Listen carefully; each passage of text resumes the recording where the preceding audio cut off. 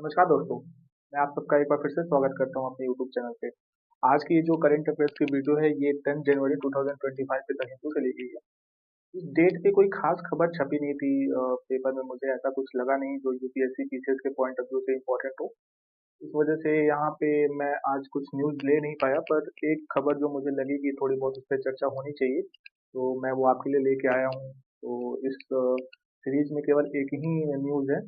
आइए चलिए उसको देखते हैं।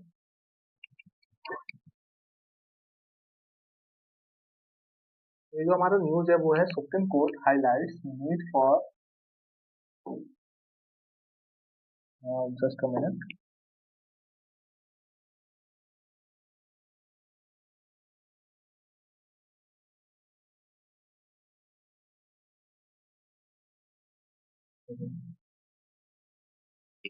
तो न्यूज़ है हमारा, supreme court highlights need for principle based accessibility rules. Supreme court ने सुलभता के नियमों के लिए सिद्धांत आधारित दृष्टिकोण पर जोर दिया।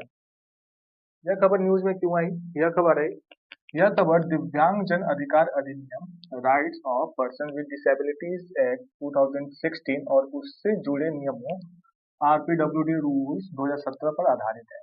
यह सुप्रीम कोर्ट ने एक महत्वपूर्ण निर्णय में यह कहा है कि नियम 15 को जिस तरह बनाया गया है वह अधिनियम के उद्देश्यों और अनिवार्य प्रकृति मैंडेटरी नेचर के विपरीत है।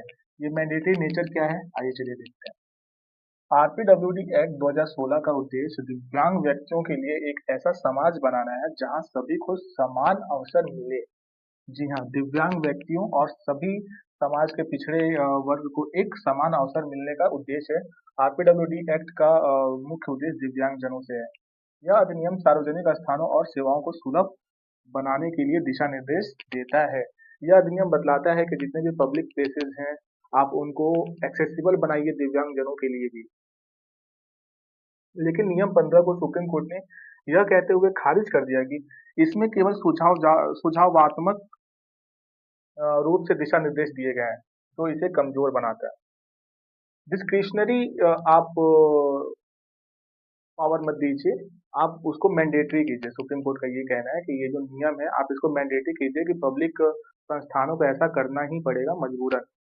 आपको अपने संस्थानों को अपने सर्विसेज को एक्सेसिबल बनाना पड़ेगा डिसेबल लोगों के लिए भी। सुप्रीम कोर्ट के मुख्य अवलोकन क्या है? दिशा निर्देश अनिवार्य होने चाहिए। पहला तो ये कहा सुप्रीम कोर्ट ने, ताकि सभी सरकारी और गैर सरकारी संस्थाएं दिव्यांग जन के लिए आवश्यक न्यूनतम सुलभता सुनिश्चित करें। मिनिमम एक्सेसिबिलिटी तो होनी ही चाहिए दिव्यांग जनों के लिए। वर्तमान नियमों में यह स्पष्टता नहीं थी कि जिससे दिव्यांग जन के अधिकारों का उल्लंघन हो सकता है। सुलभता के विभिन्न आयाम क्या है? भौतिक बाधाएं जैसे भवनों में रैंप या लिफ्ट का ना होना, अदृश्य बाधाएं जो दिखती नहीं है जैसे लोगों का नकारात्मक दृष्टिकोण और डिजिटल उपकरणों की जटिलता, ये दिव्यांगजनों के लिए एक समस्या का कारण बनते हैं। दोनों प्रकार की बाधाओं का समाधान आवश्यक है, जो दृश्य बाधाएं हैं और जो अदृश्य बाधाएं हैं। डिजिटल युग की चुनौतियां क्या है? कृत्रिम बुद्धिमत्ता और इंटरनेट ऑफ थिंग्स जैसी तकनीकें तेजी से विकसित हो रही हैं। दिव्यांग जन के लिए इनका उपयोग सुगम बनाना आवश्यक है। ये कुछ स्टैंडर्ड लाइंस मैंने ऑलरेडी आपके लिए डाल के रखी हैं, जो कि आप अपने कॉपी में एज इट इज उतार सकते हैं और फिर इनका उपयोग आप अपने आंसर्स में कर सकते हैं। डिजिटल सुलभता केवल उपकरण उपलब्ध कराने तक सीमित नहीं होनी चाहिए, बल्कि यह सुनिश्चित करना चाहिए कि दिव्यांगजन इन उपकरणों का उपयोग आसानी से कर सकें। आप केवल उनके हाथ में गैजेट नहीं पकड़ा सकते हैं, आपको उन गैजेट को इस हिसाब से बनाना पड़ेगा ताकि वो लोग उसका सुलभता से इस्तेमाल कर सकें। अन्य देशों के दृष्टांत क्या है? कनाडा ने 2040 तक पूर्ण सुलभता प्राप्त करने के लिए एक विस्तृत रोडमैप तैयार कर लिया है। हर 5 साल में मानकों की समीक्षा की जाती है ताकि वे अद्यतन और प्रासंगिक बने रहें। ये होता है कनाडा में। समस्या और समाधान। समस्या क्या है? वर्तमान दिशा निर्देशों में स्पष्टता की कमी है। मंत्रालय और विभागों के पास नियमों को लागू करने की कोई बाध्यता नहीं है। इन्फोर्समेंट मैकेनिज्म नहीं है। सुझाव क्या है? सिद्धांत आधारित दृष्टिकोण होने चाहिए। दिशा निर्देश ऐसे बनाए जाए जो सार्वभौमिक डिजाइन और समावेशिता पर आधारित हो। सब इंक्लूसिविटी हो, उसमें उसमें यूनिवर्सल डिजाइन हो। समीक्षा प्रक्रिया कैसी होनी चाहिए? जैसे कनाडा में होता है, समय समय पर नियमों की समीक्षा और अद्यतन किया जाए, उनकी जांच की जाए, समय समय पर नियमों में परिवर्तन किया जाए अगर वो जरूरी हो तो। सामाजिक जागरूकता होनी चाहिए, समाज में सकारात्मक दृष्टिकोण को बढ़ावा देने के लिए जागरूकता अभियान चलाया जाए कि भाई आप दिव्यांगजनों को किस प्रकार के अधिकार आपको समाज में देने चाहिए। समाचार का महत्व क्यों है? ये समाचार महत्वपूर्ण था। यह विषय जीएस पेपर फर्स्ट, गवर्नेंस और सोशल जस्टिस महत्वपूर्ण हो जाता है किसी भी न्यूज में। GS paper third science and tech के लिए महत्वपूर्ण है। साइंस एंड टेक में हो जाएगा कि दिव्यांगजनों के लिए सूचना प्रौद्योगिकियों का विकास कैसे किया जाए। प्रीलिम्स में क्वेश्चंस आए हैं इससे। यूनिवर्सल डिजाइन एंड एक्सेसिबिलिटी से संबंधित प्रश्न 2018 में पूछे गए थे। प्रीलिम्स में सॉरी, आरपीडब्ल्यूडी अधिनियम के अंतर्गत नियमों की समीक्षा 2021 में पूछी गई थी। मेंस में क्वेश्चंस आए हैं। Critically analyse the implementation of the RPWD act 2016, ये आया है 2020 के मेंस में, जीएस पेपर सेकंड में। Discuss the role of universal design in ensuring inclusivity for all, 2022 के जीएस पेपर थर्ड में आया है ये क्वेश्चन। ब्रेन स्टॉर्मिंग के लिए हमारे पास कुछ आइडियाज हैं। प्रौद्योगिकी में प्रगति के साथ सुलभता दिशा निर्देश कैसे विकसित हो सकते हैं, इसके ऊपर आप सोचिए और दो चार लाइन अपने पास लिख के रखिए।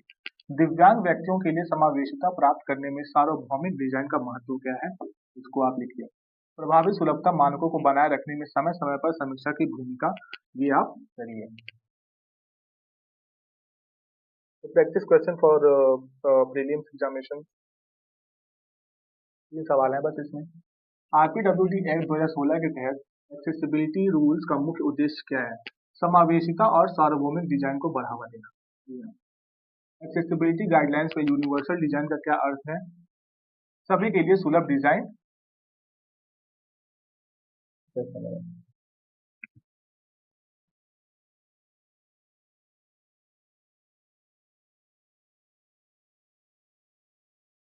ओके। डिजिटल सुलभता में एआई और आईओटी का उपयोग क्यों आवश्यक है? आधुनिक उपकरणों के साथ प्रभावी बातचीत सुनिश्चित करने की। ये था आज का हमारा इकलौता खबर, जो कि मुझे लगा कि थोड़ी बहुत जरूरी है और आप इसको देख सकते हैं। थोड़ी बहुत क्या, ज्यादा जरूरी है। इससे हमेशा क्वेश्चंस पूछे जाते रहे हैं और आगे भी पूछे जाते रहेंगे। जी हाँ, अगला कोई स्लाइड नहीं है हमारे पास। तो आज के लिए इतना ही। और मैं उम्मीद करूंगा कि आपको ऐसा लग सकता है कि ये जो आज के पेपर में एक ही खबर रखी हूँ, मतलब पूरे 20 पन्नों के अखबार में केवल एक ही खबर। तो मेरा ऐसा मानना है कि मैं आपके सामने बेफजूल की खबरें नहीं परोस सकता। मैं नहीं बतला सकता कि दिल्ली के चुनाव में क्या हो रहा है और कौन पार्टी जीत रही है, कौन हार रही है, किसने क्या स्कीम चलाया, किसने कौन सी रेवड़ी बांटी। ये सब बकवास की खबरें हैं। ये सब आपके एग्जाम के पॉइंट ऑफ व्यू से तो नहीं है। आप मजे के लिए इनको पढ़ सकते हैं। मैं यहाँ पे मजे के लिए नहीं हूँ। मैं आपको केवल वही खबरें बतलाऊंगा जो कि आवश्यक है आपके एग्जाम के पॉइंट ऑफ व्यू से, आवश्यक है आपके विचारों को बढ़ाने के लिए, आपको मल्टी डायमेंशनल बनाने। तो इन्हीं शब्दों के साथ मैं अपनी बात को विराम देता हूँ। धन्यवाद।